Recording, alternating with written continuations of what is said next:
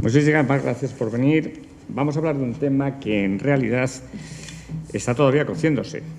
Es un tema que legislativamente ha tenido como una especie de recorrido tortuoso, acelerado como todos, ¿me oís? Acelerado como todos por el tema de la COVID-19.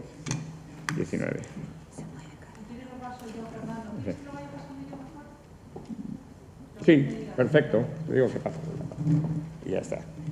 Vamos a dejar primero la primera de las diapositivas, como se suele decir antiguamente, porque vais a ver que hay dos denominaciones: teletrabajo y trabajo a distancia.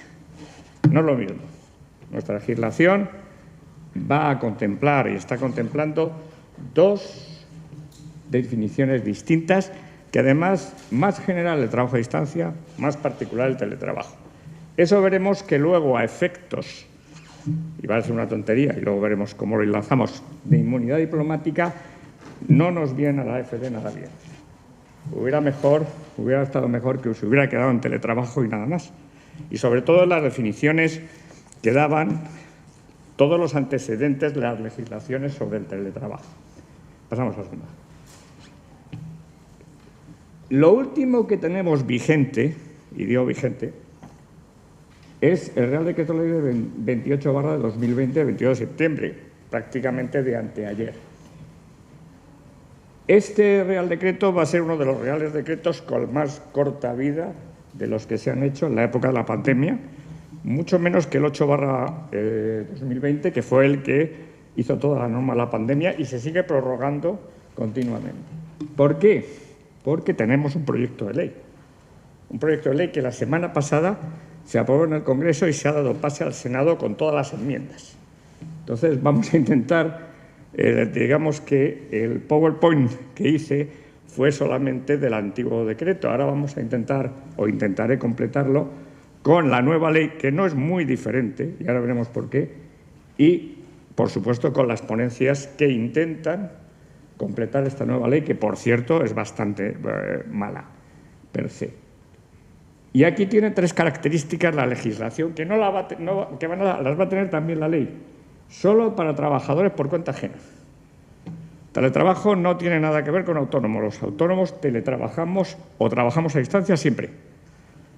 Con lo cual, esta ley ya queda una parte de lo que podría ser la masa, la trabajadora, y en el caso de los familiares de diplomáticos, fuera de esta legislación. La segunda, sin regulación para el autónomo dependiente. Por resumir muy rápido, el autónomo dependiente, que es una figura híbrida que se creó con el Estatuto del Trabajador Autónomo, porque además veis que tiene en la denominación dos antónimos, autónomo y dependiente. Fue una especie de legislación como para traer autónomos y mantenerlos fuera de lo que sería el autónomo en fraude de ley, siempre y cuando ese trabajador autónomo percibiera el 75% de los pagos de un solo empresario. En realidad esta figura ha fracasado. Ha fracasado porque hay muy poquitos casos de verdaderos autónomos dependientes. Yo solamente conozco uno, que es una traductora o una profesora de idiomas al servicio de una organización empresarial grande, en este caso francesa, que quería que todos sus trabajadores hablaran francés. Es el único que conozco que verdaderamente era autónomo dependiente. Mantenía su propia organización, pero trabajaba para una empresa. Pero en un tema que no era parte de su proceso productivo. Y luego, por supuesto, como sucede en toda la normativa laboral, no es de aplicación al personal laboral al servicio de las administraciones públicas. La Administración siempre se reserva el tener su propia regulación en todos los temas. Y en concreto en trabajo a distancia también. Pasamos si quieres. Y hablamos un poquito de las fuentes porque todo viene del Acuerdo Marco Europeo sobre el teletrabajo del año 2002.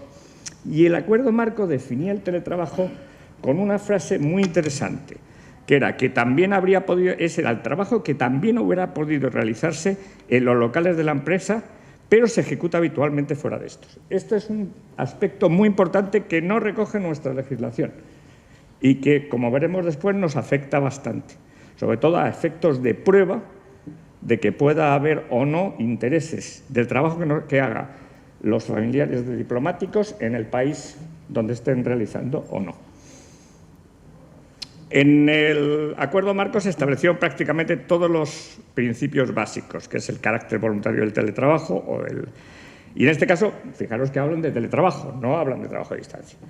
Igualdad de derechos, el aspecto más importante, dotación de equipos, quién paga los gastos, seguridad y salud y gestión de la organización, es decir, cómo la empresa gestiona el teletrabajo, cuáles son los derechos y cuáles son las obligaciones de los trabajadores. Pasamos al siguiente. El convenio de 177 y la recomendación 184 de la OIT ya cambian la denominación. No hablan de que sería el mismo que se realizaría en los locales, no. Se realiza en otro local que el trabajador escoja distinto de los locales de trabajo de la empresa. Pero no se habla de que equivalga al trabajo realizado en los locales de la empresa. Después tenemos la Ley 3/2012 de medidas urgentes. Aquí se empieza a ver como un modo alternativo al desarrollo presencial en la empresa y, sobre todo, es cuando se empieza a hablar de las nuevas tecnologías. Aquí es cuando se empieza a hablar del teletrabajo como, o en la denominación que nosotros tenemos actualmente en nuestra legislación. Por supuesto, tenemos directrices respecto al reto demográfico ya se aventuraba en el año 2019, justo antes de la pandemia, que podía ser un mecanismo para revertir la despoblación. Los Reales Decretos de 2019, que introducen el teletrabajo en el Estatuto de los Trabajadores, modificando el artículo 34.8, y configura además otro tercer derecho, otro cuarto o quinto derecho, que también se ve en la nueva legislación, que es la conciliación de la vida laboral y familiar. La Ley Orgánica de Protección de Datos Personales, por supuesto, lo tuvo que tratar porque verdaderamente era la aplicación de la Directiva Europea y el teletrabajo trabaja con datos personales a distancia, con lo cual no quedaba más remedio que aplicarle todos los derechos y obligaciones que tenía la Directiva Europea y, por tanto, la Ley Orgánica. Finalmente, el artículo 13 del Estatuto de los Trabajadores, que se ha quedado obsoleto con la nueva legislación. Y luego es interesante el decreto que os dije antes, el 80/2020, que fue el decreto que hizo las primeras medidas contra el COVID allá por marzo. Y empezó a regular el teletrabajo, cuidado, con carácter preferente al trabajo, pero en la situación de COVID. Y permitía adoptar medidas técnicamente posibles, pero no las medidas que iban a ser definitivas. Y, por supuesto, se establecía una legislación excepcional, que todavía dura porque este decreto no ha sido derogado. Se está prorrogando, sobre todo, en los temas, como ya conocéis, de los ERTES, es decir, la prolongación de la duración de los ERTES. Y aquí viene el origen de la legislación actual, que es el Acuerdo Tripartito del Trabajo a Distancia de 2021. Sindicatos, patronal y gobierno. Se hace un intento de debate social, se hace el acuerdo, se transpone a un Real Decreto. Aquí es donde empezamos a ver que regula por primera vez dos conceptos distintos, trabajo a distancia y teletrabajo. ¿Por qué? Porque meten situaciones que no son teletrabajo. Por ejemplo, nosotros normalmente estamos viendo actualmente el teletrabajo como el señor que tiene un puesto de trabajo o el trabajador que tiene un puesto o la trabajadora en su casa y que trabaja por medios telemáticos. Reporta a la empresa, tiene su ordenador, pero hay otras situaciones que no son así, que vienen de muy antaño. Por ejemplo, el vendedor de zona que no tiene en su zona ningún tipo de centro de trabajo de la empresa. Desde hace muchísimo esos vendedores de zona se creían como que ellos mismos eran la delegación de trabajo de la empresa. Su propio domicilio, aunque ellos estaban adscritos a un centro de trabajo, su propio domicilio lo era. Eso ocurre mucho también, o puede ocurrir mucho a la gente destinada en el extranjero. Estamos trabajando en una zona que no se puede hacer desde la central, porque trabaja en la zona. Con lo cual, de facto, ¿en qué se convierte? En la delegación de la zona de la empresa.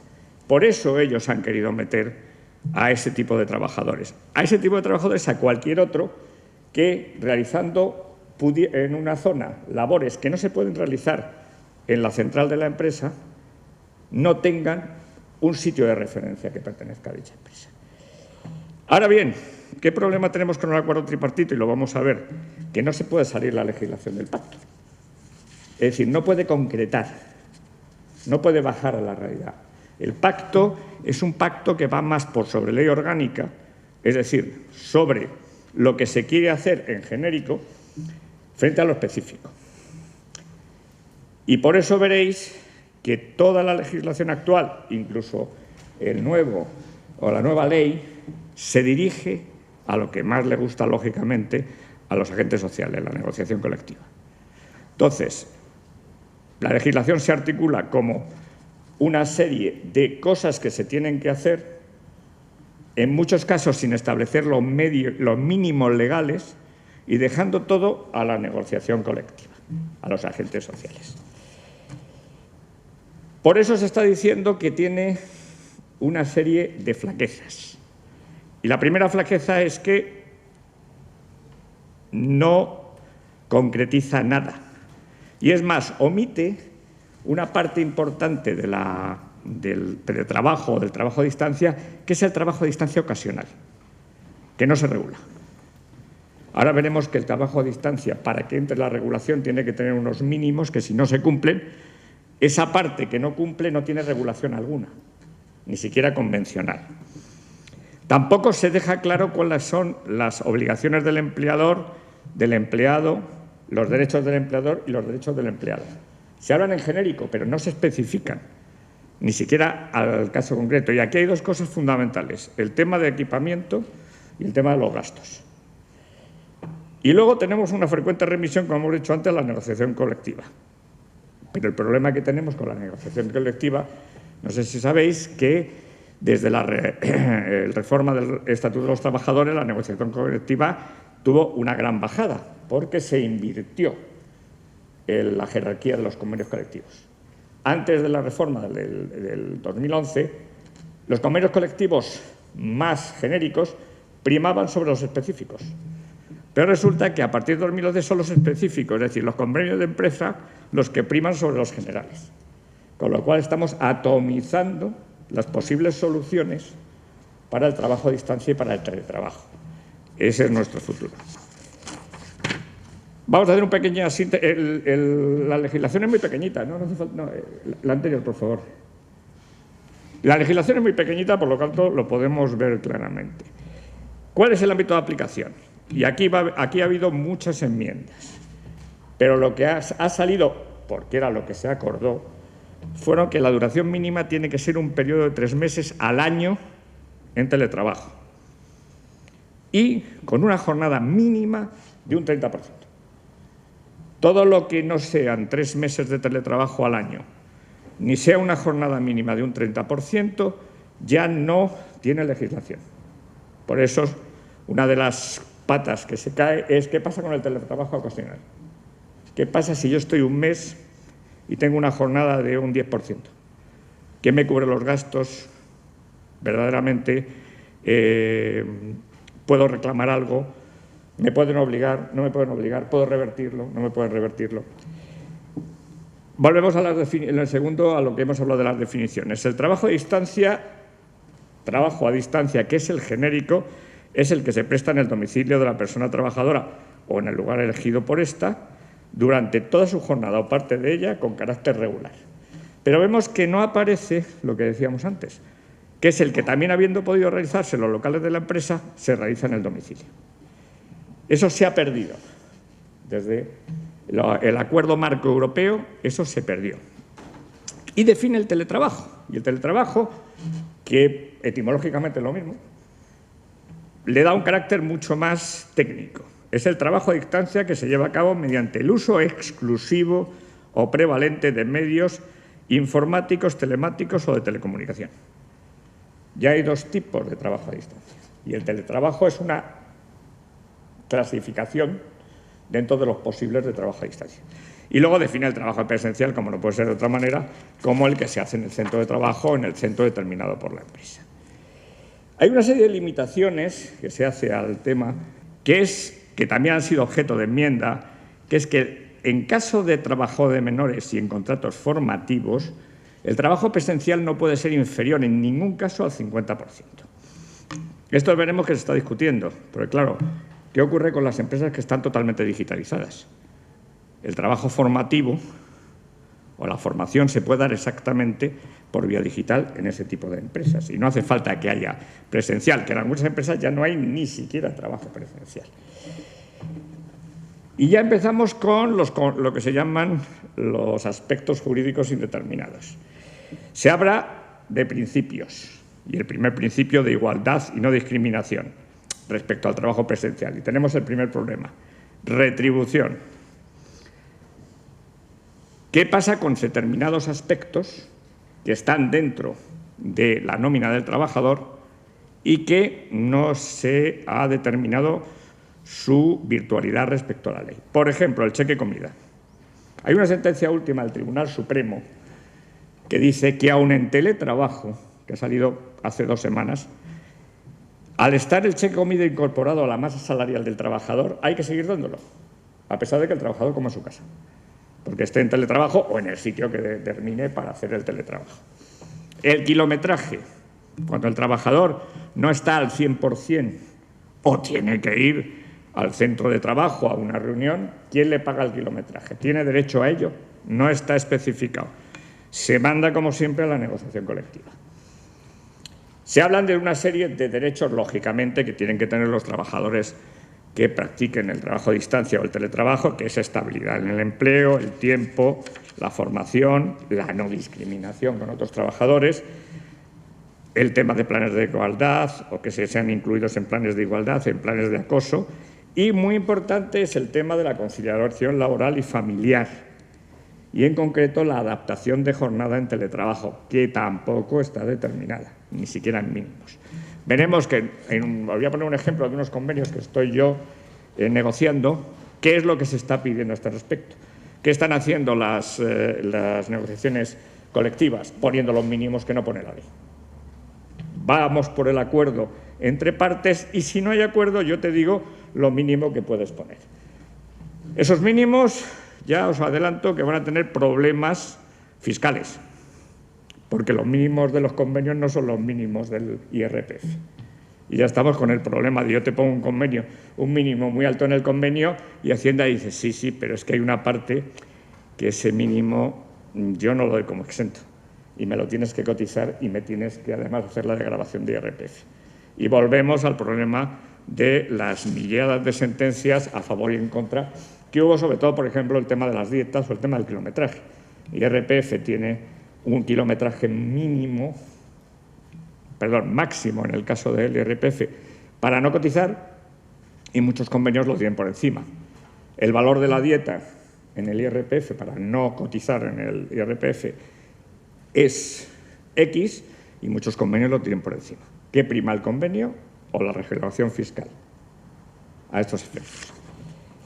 El acuerdo de trabajo a distancia nos va a decir prácticamente lo que es el contenido de la legislación o de la normativa.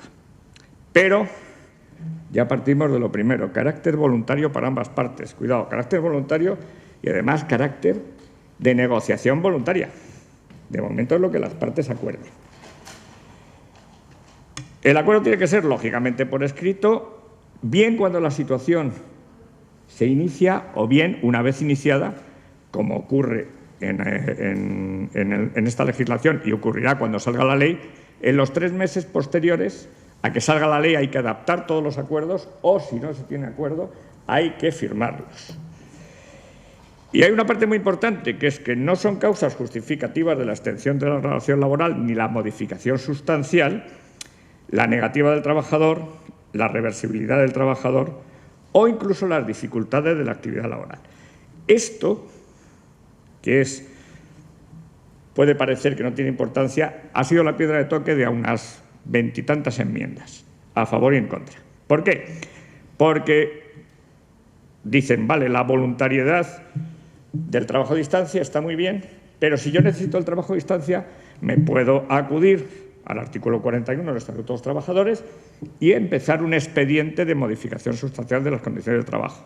Y el trabajador que trabajaba en los locales de la empresa, le digo que por razones productivas tiene que trabajar, y si lo acredito, pues tiene que trabajar en la distancia y tiene que trabajar en su casa o en el puesto de trabajo que sea. Hay muchas enmiendas que van en ese sentido. Oiga, no quite usted lo de la modificación sustancial de las condiciones de trabajo, porque dependerá de cada empresa las necesidades que tenga. Y también hay muchas enmiendas en las dificultades del desarrollo de la actividad laboral, en convertir lo que sería una imposibilidad de trabajo a distancia por dificultades. No hay wifi en el domicilio del trabajador. ¿Qué hacemos? Extinguimos, o lo que se pretende por varios partidos políticos es, en esos casos, se extingue usted por razones objetivas, por imposibilidad de la prestación. Respecto a la voluntariedad, la jurisprudencia ya está siendo relativa. Cuidado. En los casos de que un trabajador o una trabajadora pida para adecuación de la vida familiar el teletrabajo, la empresa no tenga causas suficientes para negarse, ya no es una cuestión voluntaria, ya tiene la obligación de concederlo. ¿Por qué? Porque se dice, o la jurisprudencia opina, que la adecuación de la vida familiar prima en este caso sobre la organización de la empresa y sobre ese carácter voluntario que da la normativa. Y en los temas de discriminación. Ha habido una sentencia muy reciente en unos grandes almacenes que, pues, por unos casos de represalia a una trabajadora que había pedido junto a 20 compañeros, fue la número 20 la que no salió. Pero no había ninguna causa para los 19 ni para que se fueran los 20. Simplemente le dijeron, no, tú te quedas aquí. Recurrió y efectivamente el Tribunal Supremo le dio la razón. No había causa suficiente para que, habiendo habido 19 compañeros en su misma situación, la 20 no entrara. Y la empresa no lo pudo acreditar. Respecto a la reversibilidad, ahí es otra piedra de toque y esa es una de las grandes faltas que tiene la normativa. Cada uno, la empresa y el trabajador, se puede arrepentir en cualquier momento del teletrabajo o del trabajo a distancia. Pero, como dice la normativa, con tiempos, con preavisos. No se dice nada de preavisos ni se dice nada de tiempos. Todo se deja a la negociación colectiva. Es decir, que si tú trabajas en una empresa de químicas, sabes que vas a tener que decirlo con 2 meses de anterioridad, pero si trabajas en una empresa de metal, a lo mejor con decirlo con 15 días basta. O que te lo diga la empresa a ti. ¿Qué volvemos? Volvemos a los millones de reinos de taifas. Millones de situaciones distintas en legislaciones muy pequeñas y que se aplican a grupos de gente pequeño. Pasamos al contenido mínimo. Esto es lo que la ley debería regular y que, como veis, lo deja al arbitrio de las partes. El inventario de medios de vida útil de los medios y periodo de renovación. Horario y reglas de disponibilidad. Gastos y compensación de los gastos. Se dice que eso tiene que regularse en el contrato, pero no dice qué mínimos tiene que haber. De hecho, ya hay convenios que ya hemos negociado mínimos en dinero, a tantos euros por día o a tantos euros por mes, porque no teníamos ninguna referencia. El porcentaje de distribución entre trabajo presencial, trabajo a distancia, el centro de trabajo de adscripción, el lugar de prestación del trabajo a distancia, los plazos de preaviso y condiciones de reversibilidad, lo que hablábamos antes, que no existen mínimos, medios de control empresarial, procedimientos en caso de dificultades técnicas, los medios de protección de datos. Aquí es muy importante porque los medios de protección de datos tienen que hacerse como una especie de instrucciones para el trabajador, pero tienen que ser aprobadas por la representación legal de los trabajadores. Es decir, que tienen que hacerse por acuerdo. A diferencia de las instrucciones de seguridad en la información, en la que la representación legal de los trabajadores solamente tiene un carácter consultivo, pero no tiene que acordarlo. Ello es muy importante porque las medidas de protección de datos, una vez que interviene la representación legal de los trabajadores, lo que provoca es que, en el caso de que no se cumplan, pero verdaderamente se hayan puesto los medios necesarios que se dicen en el acuerdo, aunque sean insuficientes, no provocan sanción para ninguna de las partes, ni para el trabajador ni para la empresa. Cosa que en el caso de que la representación de los trabajadores tenga un mero carácter informativo, sí puede provocar sanciones para la empresa o sanciones para el trabajador. Siguiente pregunta. Finalmente, ¿cómo se modifica el acuerdo? Pues también por escrito. Y aquí, en la modificación del acuerdo, se nota que estamos ante un pacto, en el que se meten una serie de cuestiones que en realidad aquí no pintan nada, no estamos hablando de modificación del acuerdo. La prioridad que tienen los trabajadores de ocupar puestos vacantes que se realicen total o parcialmente de manera presencial, la obligatoriedad de la empresa de informar de las vacantes, pero tampoco se dicen plazos para informarlo, ni plazos para optar a esas vacantes, y manda a la negociación colectiva pues prácticamente todo lo que hemos dicho antes, o sea, prácticamente todo el contenido del contrato de trabajo a distancia. Como hemos dicho antes, la formalización y sobre todo la adaptación de los acuerdos existentes se tiene un plazo de 3 meses desde su aplicación, pero cuidado, siempre y cuando no estemos hablando de contrataciones COVID. Las contrataciones que estaban en base al Decreto Ley 8/2020 y en el momento en que éste termine su vigencia, que de momento, pues por la prórroga de los ERTE le quedará hasta septiembre, y si no a diciembre, que seguramente nos iremos a diciembre, pues de momento seguirán esos contratos COVID, solo que se llaman contratos por COVID de trabajo a distancia, seguirán vigentes. Y no se puede hacer un contrato por esta nueva normativa si no se ha superado el contrato COVID. Son dos contratos paralelos que son completamente distintos. Vamos al capítulo 3, los derechos. Bueno, hemos hablado ya del derecho de formación. Genérico, en términos equivalentes al resto de los trabajadores. Y sobre todo, muy importante, cuando se produzcan cambios de tecnología. No hace falta.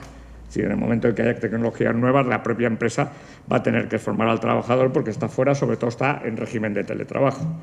La promoción en la empresa, en los mismos términos. Y volvemos a decir, se vuelve a reiterar. Y otra de las cosas que decía, el otro día lo decía Cremades en una conferencia respecto a eso, es que la normativa es tan reiterativa que repite las mismas cosas 20 veces. Y una de las cosas que dice, obligación de información por parte de la empresa. Sí, ya lo hemos dicho 3 capítulos anteriores. Y empezamos con la cosa importante, dotación y mantenimiento suficiente de equipos. El Real Decreto Ley habla solamente de equipos. La nueva ley, el proyecto, habla de equipos y herramientas, pero ninguno de los dos hablan de mobiliario. Ha habido algunos partidos, algunas enmiendas que ya han metido el tema del mobiliario y muchas otras cosas más.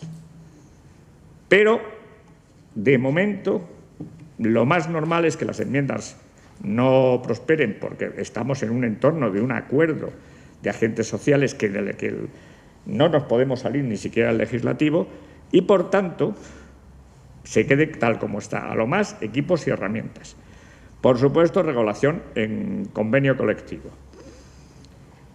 Y esto trae a colación, muy importante, el siguiente capítulo, cómo se abonan o cómo se compensan dichos gastos.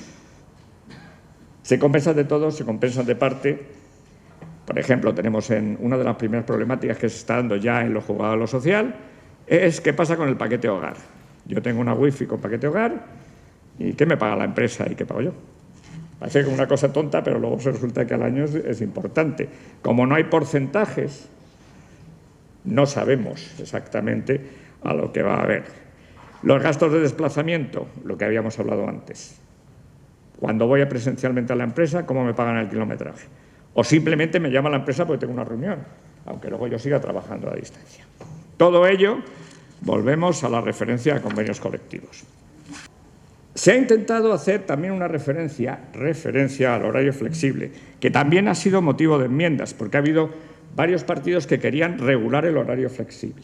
Si el horario flexible es aquel que no se rige por las pautas normales de jornada, o jornada continua, o jornada en 2 tiempos, mañana y tarde, sino que puedes tener dentro de la jornada, varias partes de trabajo y varias partes de descanso que sean más o menos simétricas, en 3-4 veces a la jornada. No se concreta nada En el convenio, veremos que en el convenio de industria química ya se ha hecho una pequeña referencia a ello. Hay unas pequeñas normas de cómo se tiene que revisar la jornada, muy basadas en la experiencia Volvo en Dinamarca, que se hizo el trabajo por objetivos, y sobre ello se está trabajando en los convenios. Pero de momento son referencias a situaciones que no son extrapolables a todo el mundo. El registro de horario adecuado es otro de los problemas, y sobre todo en el caso de que haya flexibilidad horaria. ¿Por qué? Porque no tenemos ciencia. Bien, es cierto que nosotros estamos en una civilización de la máxima confianza, porque nosotros no tenemos... Nuestro dinero es un pantallazo. Pues imaginaros un registro de horario que lo hace una máquina que fácilmente se puede cambiar, para bien o para mal. Entonces, una de las partes que está en la negociación colectiva es dar fehaciencia a esos sistemas de control del horario, máximo cuando el trabajador no va a estar dentro de la empresa, sino va a estar en su casa o a lo mejor, como está ocurriendo en empresas clientes míos, el central está en Madrid y los trabajadores están trabajando en Asturias. Respecto a la prevención de riesgos laborales, aquí surge un problema, con independencia de todas las referencias a la ley, es un problema básico. Yo tengo mi puesto de trabajo en casa. ¿Dejo entrar a la empresa a que lo compruebe o no? Es decir, inviolabilidad legal, adecuada reserva o no. El Real Decreto no solucionaba nada, la ley sí. La ley dice que el trabajador en todo caso tiene que hacer una descripción de cuál es su puesto de trabajo en su casa.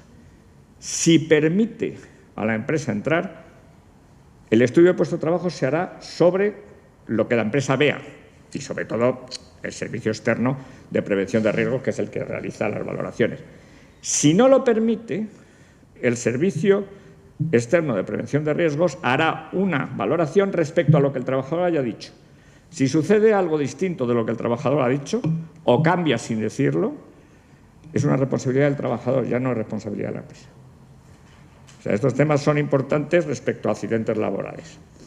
Respecto a la intimidad y protección de datos, pues volvemos a lo mismo, la aplicación genérica de la ley orgánica de protección de datos personales y los principios: idoneidad, necesidad, proporcionalidad de medios utilizados. Pero nadie dice cómo se van a hacer. Lo único que sí es cierto es lo que decíamos antes, que en todo caso, en el tema de aplicación del Reglamento de Protección de Datos, tiene que acordarse con la representación legal de los trabajadores, siempre. Y tiene que intervenir y tiene que ser parte para su aprobación. Pasamos al siguiente. Desconexión digital. Este es un tema que viene directamente del artículo 88 de la Ley Orgánica de Protección de Datos. Y estamos hablando de la desconexión digital, los periodos de descanso. Aquí estamos en el régimen no de protección de datos, sino de política interna de la empresa. Y esto ha sido sacado de la negociación con la representación legal de los trabajadores, sino que a los que solamente se les da audiencia. Ello significa que es la empresa la que va a determinar cómo se va a realizar esa desconexión digital, cuándo y cómo. Hay una parte importante que no sé cómo ha entrado y no sabría decir qué parte debe ser la COE lo que ha impuesto. Se incluye a los puestos directivos. Cosa rara porque los puestos directivos no se incluyen ni en los convenios, pero en esto sí. Y estamos hablando sobre todo que, según la ley, lo único que respecto a esto la nueva ley aporta es que hay que hacer especialmente regulación cuando se trabaja a domicilio en jornada continua o en jornada alterna, pero siempre con un 100% de jornada o lo más cercano al 100% de jornada. También es cierto que se vuelve a la negociación colectiva. Respecto a los derechos colectivos, aquí sí que va a ser muy complicado. ¿Por qué? Porque aunque aquí es un tema básico de negociación colectiva, el problema son los medios. ¿Cómo comunicamos al trabajador o cómo se comunica el sindicato, el comité de empresa, la representación legal de los trabajadores con el trabajador en su casa?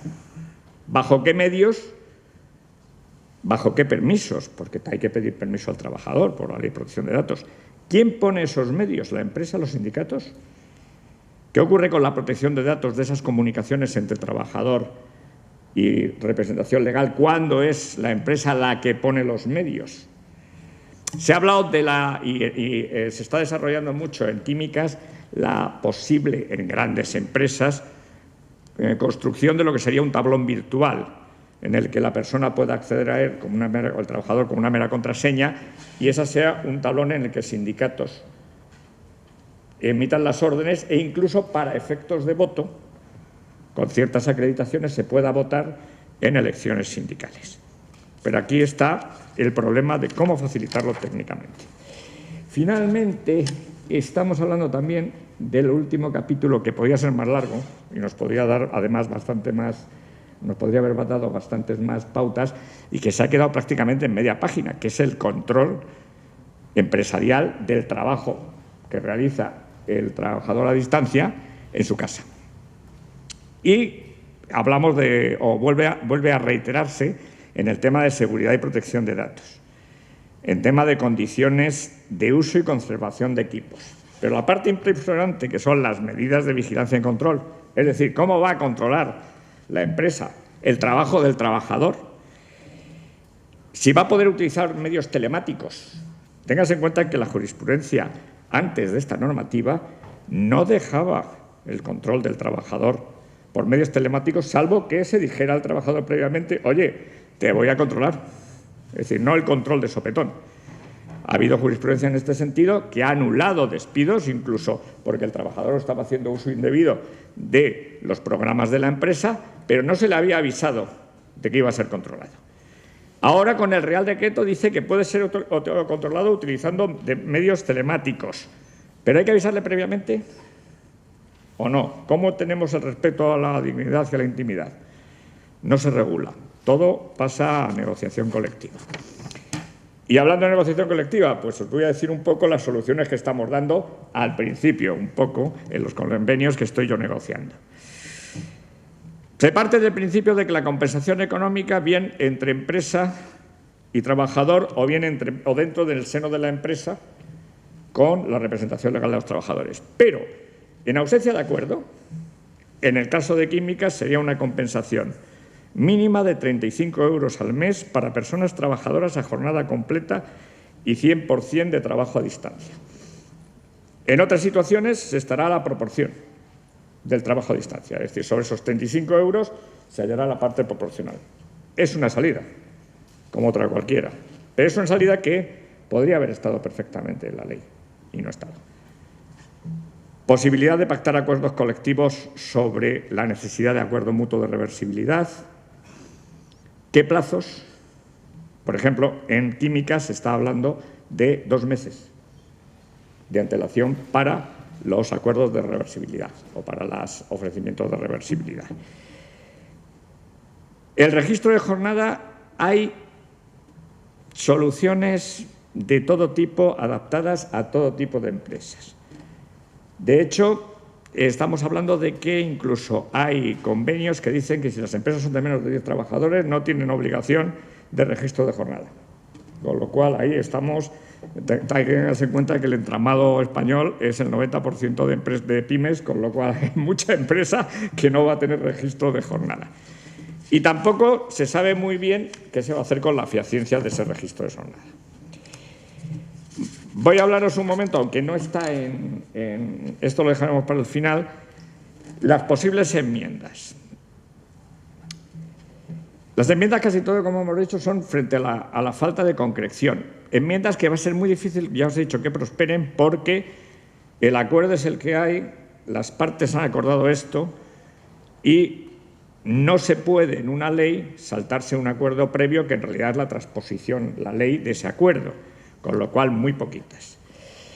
Hay una muy interesante que es lo que se llama establecer presunciones de existencia de trabajo a distancia y sobre todo para evitar el falso autónomo. Es decir, ahora mismo, con las situaciones del falso autónomo, en trabajo a distancia son muchísimo más fáciles de cubrir. Porque tú tienes a gente trabajando fuera, que teóricamente está dentro de tu proceso productivo, pero está dado de alta en autónomos. Eso se llama el falso autónomo. Entonces, diciendo, no, este señor está en trabajo a distancia, además se tiene su propia organización, porque trabaja en su casa. Cuidado, ya no. Porque la propia o la enmienda que puso el Grupo Ciudadanos, además, es que cuando tenías un único proveedor de materiales y receptor de productos y le daba las instrucciones una sola empresa, ya no estábamos en autónomo, en situación de autonomía, sino en situación de trabajo a distancia, que es una situación de trabajo por cuenta ajena. Y esta parte podría obrar como presunción de descubrir o levantar falsos autónomos. Se habla también de la modificación del umbral del 30%, ese 30% de trabajo a distancia que se tenía que hacer. En algunos casos se habla de suprimirlo al 25% y en otros de suprimirlo completamente. ¿Por qué? Porque se intenta meter lo que hablamos antes, el trabajo a distancia esporádico. Es decir, esa parte que un día, 2, 3 días que trabajas al mes o 4, pero ¿qué pasa? Esos días también te generan unos gastos, esos días también generan una serie de situaciones exactamente iguales que las del trabajo a distancia de forma continuada. Incluso hay restricciones que se quieren establecer de no se puede establecer trabajo a distancia si el trabajador tiene menos de una antigüedad de 2 años. Esta la hizo el Grupo Republicano del Congreso. Es decir, limitar el trabajo a distancia respecto a la antigüedad del trabajador. Vox, en una de las enmiendas, dijo nunca en empresas, no se aplica la legislación en empresas de menos de 10 empleados. Se han planteado muchas regulaciones específicas, como he dicho antes, del trabajo a distancia ocasional. Se ha hecho una muy buena regulación, que hay una enmienda bastante buena, que yo creo que la cogeremos bastante en los convenios colectivos, que es respecto al desarrollo de la conciliación familiar. Definición de equipos y herramientas, ya lo hemos dicho, en muchas enmiendas introducen el mobiliario como parte del equipo. La modificación de limitaciones respecto a empresas que sean completamente digitalizadas en los casos de formación o en los casos de menores. El tema de la voluntariedad, en algunos casos dicen, no, mire usted, si el trabajador no quiere, sí se puede obligar por la vía de la modificación sustancial de las condiciones de trabajo. O en el caso de que haya dificultades de trabajo, sí se puede propiciar la extinción. Y en los temas en que hay más enmiendas es el tema de los gastos. Hay enmiendas muy razonables que dicen, la ley tendría que llevar una serie de gastos indispensables, o si no cuantificarlos, sí por lo menos enunciarlos. Otra parte del Parlamento se ha señalado que se podía hacer una evaluación a los 3 meses de gastos medios del trabajador para hacer lo que sería una cuota permanente de gastos renovable año a año. Es una buena solución. Lo que se está haciendo, y también se ha llevado como enmienda y que se ha hecho hasta ahora, es compensar los posibles ahorros del trabajador. Tú no tienes que venir a la empresa, tú vas a ahorrar tanto en gasolina, te lo compenso con los gastos de wifi. También se ha aparecido como enmienda. Y luego las más crudas, que esas sí que no van a salir, que es qué pasa con la aplicación de los gastos en el IRPF. ¿Son desgravables por el trabajador? No son desgravables. Son desgravables hasta un punto y lo demás no son. Hay que cotizar por ellos, son salario y se integran en la masa salarial. Todas estas cosas, de momento, se van a reflejar en una normativa de IRPF. Cuando se adapte la normativa de IRPF, claro, el problema de estas adaptaciones de la normativa de IRPF es que suelen ser bastante lesivas para el trabajador. ¿Por qué? Porque van a poner un tope muy mínimo y todo lo que sea por encima va a ser cotizable y además va a tener su retención de IRPF. Con lo cual, al final, o las empresas se quedan en los mínimos, que hay muchos convenios que lo hacen, o todo lo que den por encima vamos a tener problemas. Bien es cierto que, como ya os he comentado, la jurisprudencia no es unánime. Yo he leído sentencias que decían, no, están exentados de IRPF lo que diga el convenio. Pasa que estamos en una jurisdicción, ahí estamos en un cruce de jurisdicciones, la jurisdicción social frente a la contenciosa administrativa. La contenciosa administrativa es Hacienda. O sea que en ese sentido vamos a ver cuál de las dos prima. Y finalmente, un pequeño comentario que quería haceros respecto al tema de la inmunidad. Y el tema de la inmunidad es una posible salida que se podía haber tenido, sobre todo para el tema de la inmunidad, si se hubiera mantenido la definición del Acuerdo Marco Europeo del Teletrabajo. Y es decir, que per se el teletrabajo equivaliera al trabajo realizado en los locales de la empresa. ¿Qué ocurre? Si tú estás en el extranjero y tienes un contrato de teletrabajo sobre esa denominación, la prueba de que tu empresa no tiene intereses en el país donde tú estás radicado, la tiene el exterior, porque tú tienes un contrato que dice, oiga, estoy sometido a una normativa que dice que el teletrabajo es el mismo trabajo que yo realizaría en los locales de la empresa. Pero eso no ha sido así. Con lo cual, se revierte la carga de la prueba. En el caso del teletrabajo, tú tienes que demostrar que el trabajo que realizas lo podías haber realizado en los locales de la empresa si tú hubieras estado en España. Y no hay ninguna parte de tu trabajo que realices en París, en Francia, que no pudieras haber realizado en España. En cuanto lo haya, vuelves a caer, o se podría caer, en lo que ellos han querido captar como trabajo a distancia. Te conviertes en una sucursal de tu empresa en el extranjero. Tu propio domicilio. Porque esos supuestos se han incluido, como ya os he dicho antes, en la definición de trabajo a distancia. Con lo cual, o digamos, con una voluntad de hierro y además de una forma muy disciplinada, se hace exclusivamente el trabajo que se podría realizar en España, o se pueden tener problemas de prueba. Y nada más. Si tenéis alguna pregunta, a vuestra disposición.